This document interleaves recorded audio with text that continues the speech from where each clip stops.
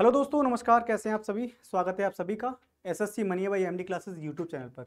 दोस्तों, आज मैं आपसे बताने वाला हूं कि जो एसएससी के अंदर पहली वैकेंसी आने वाली है, समय बहुत कम है क्योंकि आज हम कितने तारीख में हैं? 14 फरवरी।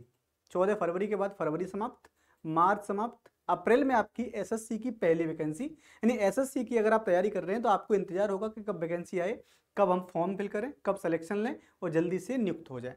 तो चिंता मत करिए, आज एक ऐसी वैकेंसी के बारे में बात कर रहा हूं आपसे कि आप एक एग्जाम देकर ही सेलेक्ट हो सकते हैं। आपको कोई मुख्य परीक्षा नहीं देनी है, कोई इंटरव्यू नहीं देना, सिर्फ एक पेपर देना है और एक ही पेपर देने के बाद आप सेलेक्ट हो जाएंगे। वो बात अलग है क्योंकि वैकेंसियां कम आती हैं तो इसकी कभी कभी इसकी मेरिट हाई चली जाती है। लेकिन अगर आप सीजीएल की तैयारी कर रहे हैं, सीएचएसएल की तैयारी कर रहे हैं, एमटीएस की तैयारी कर रहे हैं, तो आपको इस बात से तो डरना बिल्कुल भी नहीं कि सर मेरिट जाती है कि नहीं जाती है, हाई जाती है कि डाउन जाती है, कोई मैटर नहीं करता, है ना। क्योंकि आपको तो सिलेक्शन लेना है, आपको तैयारी करनी है। जब किसी विद्यार्थी को सिलेक्शन लेना होता है, तैयारी करनी होती है, तो उसके लिए ये चीजें मैटर नहीं करती। चलिए बात कर लेते हैं हम सिलेक्शन फेज 13 की जो वैकेंसी आने वाली है ना 2025 में, जो पहली वैकेंसी होगी, इस पर हम चर्चा करेंगे। सर इसमें कितनी वैकेंसियां आएंगी? तो मैं आपको बता दूं कि जब भी आप सिलेक्शन फेज की बात करते हैं ना, सिलेक्शन पोस्ट की बात करते हैं, तो सिलेक्शन पोस्ट में सर कौन सी वैकेंसी रखी जाती है? एसएससी के द्वारा सीजीएल अलग होता है जो कि ग्रेजुएशन लेवल की वैकेंसी है, एमटीएस अलग होता है जो कि मैट्रिकुलेशन लेवल की है, मतलब हाई स्कूल लेवल की है, सीएचएसएल अलग होता है जो कि 12th लेवल की है। अब ये तीनों वैकेंसियां अपने अपने लेवल पर इनके फॉर्म आते हैं, एसएससी कराता है। लेकिन जब इन तीनों से ग्रेजुएशन लेवल पे जो वैकेंसियां नहीं हो पाती, कुछ डिपार्टमेंट इसमें शामिल नहीं है, वो अपनी वैकेंसियां सीजीएल के थ्रू नहीं कराते, वो सिलेक्शन पोस्ट के थ्रू कराते हैं। ऐसे ही सीएचएसएल है, इसके थ्रू जो डिपार्टमेंट अपनी वैकेंसियां नहीं कराते 12th लेवल से, वो सिलेक्शन पोस्ट के नाम से आती हैं। ऐसे ही मैट्रिकुलेशन लेवल पर जो वैकेंसियां नहीं करा पाते हैं, जो डिपार्टमेंट इसमें अपनी वैकेंसियां नहीं भेजते हैं, वो सिलेक्शन पोस्ट के नाम से आती हैं। तो आपको निश्चिंत ये रहना है कि ये एसएससी डिपार्टमेंट है, उन सभी वैकेंसियों को कराता है जो हाई स्कूल से भी हैं, 12th से भी हैं और ग्रेजुएशन से भी हैं। तो आपको याद रखना है भाई, सिलेक्शन पोस्ट के जो फॉर्म आएंगे सर, वो कब से आ रहे हैं? 16 अप्रैल से फॉर्म आ रहे हैं, लास्ट डेट 15 मई की है, जून जुलाई में इसका एग्जाम होगा। याद रखना आप लोग, इसका एग्जाम जो है जून जुलाई में होना है। इसमें जो वैकेंसियां हैं वो आपके मेट्रिकुलेशन से भी आती हैं, 10+2 से भी आती हैं और ग्रेजुएशन से भी आती हैं। लगभग पोस्ट कितनी है? क्योंकि सीजीएल अपनी पोस्ट करा देता है अलग, 18 से 20 हजार आती हैं, सीएचएसएल में भी पोस्ट अच्छी आती है, एमटीएस में भी आती है, और जो बची हुई पोस्ट हैं वो इसमें आती हैं। तो लगभग जो वैकेंसी आती है वो 2000-2500 के आसपास ही आती हैं। तो इस बार भी जो उम्मीद लगाई जा रही है कि इसमें जो वैकेंसियां हैं वो 2000 से 2200 वैकेंसी के आसपास आने वाली है ना। 2000 से लेकर 2200 वैकेंसी के आसपास आपको इस बार भी वैकेंसी देखने को मिल जाएंगी। पूरी प्रक्रिया जानेंगे सर, इसमें आखिर सिलेक्शन कैसे ले सकते हैं, पूरा का पूरा प्रोसेस क्या है, इस पर हम चर्चा करने वाले हैं। जैसे आप देख पा रहे होंगे सर, इसका एग्जाम पैटर्न क्या है ना। एग्जाम पैटर्न की जब भी आप चर्चा करेंगे तो सबसे पहले होता है सीबीटी। सीबीटी का मतलब क्या होता है? कंप्यूटर बेस्ड टेस्ट होता है। कंप्यूटर बेस्ड टेस्ट कह लो या कंप्यूटर बेस्ड एग्जामिनेशन कह लो, है ना। सीबीटी या सीबीई होगा। इसके जस्ट बाद इसको अगर आप क्वालिफाई कर जाते हैं तो आपका डॉक्यूमेंट वेरिफिकेशन होना है, और डॉक्यूमेंट वेरिफिकेशन के बाद स्किल टेस्ट होगा। स्किल टेस्ट का मतलब होता है कभी कभी आपसे कुछ पोस्ट के लिए टाइपिंग मांग लेता है ना, कुछ पोस्ट के लिए टाइपिंग मांग लेता है, तो वो किसी किसी पोस्ट में है, हर एक में नहीं है, किसी किसी पोस्ट में है। डॉक्यूमेंट वेरिफिकेशन हर एक वैकेंसी में होता है। अगर आप ग्रुप डी की वैकेंसी, ग्रुप डी का भी फॉर्म भरेंगे तब भी डॉक्यूमेंट वेरिफिकेशन तो होगा ही भाई। एग्जाम देने के बाद, एग्जाम क्वालिफाई करने के बाद आपको नियुक्त करने से पहले देखा जाएगा ना भाई कि आपने सच में डॉक्यूमेंट आपके सही हैं या फर्जी आपने बनवा लिए हैं। तो डॉक्यूमेंट वेरिफिकेशन तो सब में होता है। तो एग्जाम के बाद डॉक्यूमेंट वेरिफिकेशन, उसके बाद आपका सिलेक्शन। कुछ पोस्ट के लिए यहाँ पर स्किल टेस्ट भी होता है। सर इसमें कितने आपके सब्जेक्ट आते हैं? 4 सब्जेक्ट आते हैं। मैथ के 25 क्वेश्चंस हैं सर, रीजनिंग के 25 क्वेश्चंस हैं, जीके जीएस के 25 क्वेश्चंस हैं और इंग्लिश के भी 25 क्वेश्चंस हैं। यानी एक प्रश्न 2 नंबर का है तो 100 क्वेश्चन आते हैं और 200 मार्क्स के आते हैं। 100 क्वेश्चंस 200 मार्क्स के। पेपर को सॉल्व करने में कितना समय दिया जाता है? तो पेपर को सॉल्व करने में 60 मिनट का टाइम, यानी 1 घंटे का समय है आपके लिए। 1 घंटे में आपको पेपर को सॉल्व करना है। लेकिन जो फिजिकली डिसेबल्ड है ना, जो फिजिकली डिसेबल्ड है उनके लिए 20 मिनट 20 मिनट अतिरिक्त है। 20 मिनट अतिरिक्त, यानी 20 मिनट अगर दे दिया जाए तो 80 मिनट में आपको पेपर देना है। जो फिजिकली डिसेबल्ड है उनके लिए है, जो सामान्य है उनके लिए कोई नहीं है, उनके लिए एक घंटे में आपको पेपर को सॉल्व करना होगा। तो ये तो आपको मालूम पड़ गया सर, पेपर हो गया। पेपर के बाद सर क्या है, तो डॉक्यूमेंट वेरिफिकेशन है। हम इसके बाद चर्चा कर लेते हैं कि सर इसमें पे स्केल क्या होता है। तो मैं आपको जब सभी वैकेंसियों को बता रहा हूंगा ना, तो वहां पर आप अपने हिसाब से डिसाइड कर लीजिएगा कि सर जो वैकेंसियां है ना वो पे लेवल के हिसाब से आप अपनी सैलरी डिसाइड कर सकते हैं, है ना, क्योंकि इसमें आपकी लेवल 1 की भी वैकेंसियां है, 2 की भी है, 3 की भी है, 4 की भी है, 6 की भी है, 7 की भी है। तो लेवल 1 से लेकर 7 तक की सभी पोस्ट आपको यहां देखने को मिल जाती है सिलेक्शन फेज में।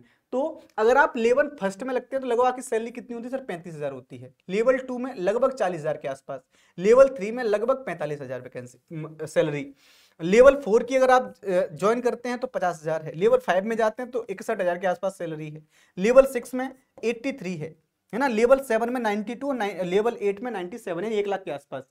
मैं आपको ये, आप ये मत मान लीजिएगा सर मैं क्या ये सैलरी पूछ कर आया हूं क्या, नहीं भाई, ये आपके मोटिवेशन के लिए है, क्योंकि सैलरी इतनी ही आती है अगर आप इस लेवल पर सेलेक्ट होते हैं तब, है ना। तो आप इसे अपना मोटिवेशन मान सकते हैं, क्योंकि सैलरी आजकल जो विद्यार्थी बेचारा क्या है, तैयारी कर रहा है ना, उसके लिए सैलरी बहुत बड़ा मोटिवेशन हो सकता है। ठीक है भाई, चलिए, तो इस प्रकार से आप जान सकते हैं। अगर हम बात करें सर इसमें एज लिमिट क्या होती है ना, एज लिमिट क्या होती है, तो यहां याद रखोगे बेटा आप लोग कि मिनिमम एज किसी किसी पोस्ट में तो 18 साल है, किसी किसी पोस्ट में तो 18 साल है। जैसे अगर आपका 18 से 25, अगर आपकी एज 18 से 25 है ना, किसी किसी में 18 से 27 भी है, 18 से 28 भी है, 18 से 30 भी है। तो 18 से मिनिमम एज 18 कहां पर मांगी गई, जो वैकेंसी हाई स्कूल और इंटर से आएंगी, है ना, जो वैकेंसियां हाई स्कूल और इंटर लेवल से आती हैं उसमें मिनिमम एज आपकी होती है 18 साल, है ना। तो 18 से 35 भी होगी, 30 भी होगी, 18 से 37 भी है, 18 से 42 भी है।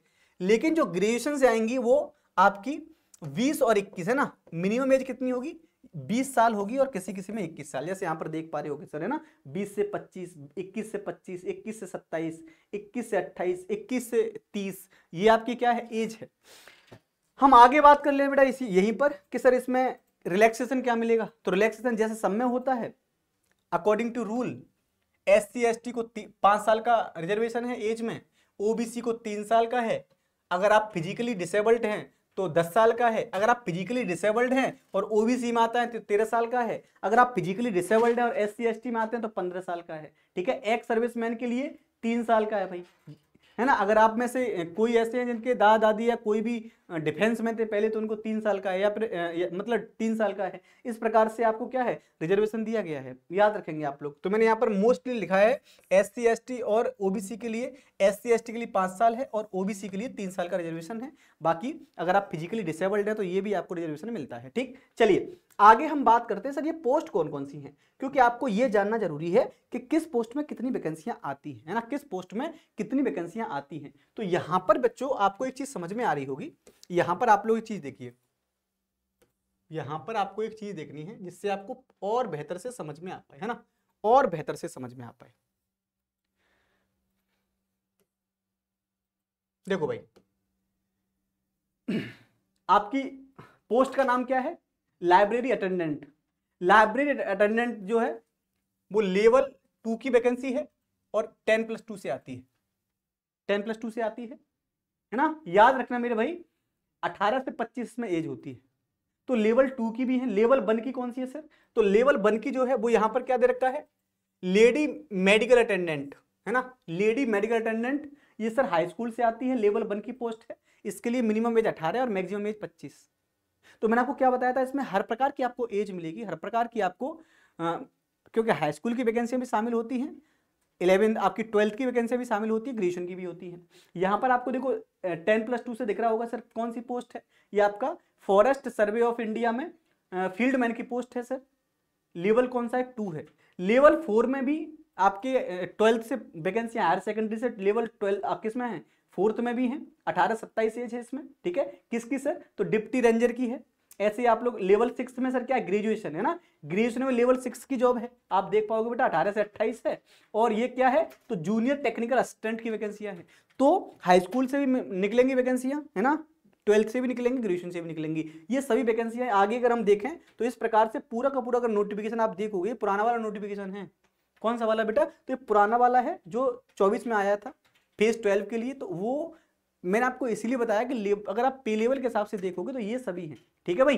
पे लेवल 6 की वैकेंसियां भी हैं, 7 की भी हैं, 2 की भी हैं, 4 की भी हैं, 1 की भी हैं, जिसमें high school, high school, 12th और ग्रेजुएशन में इनको डिवाइड कर दिया गया है।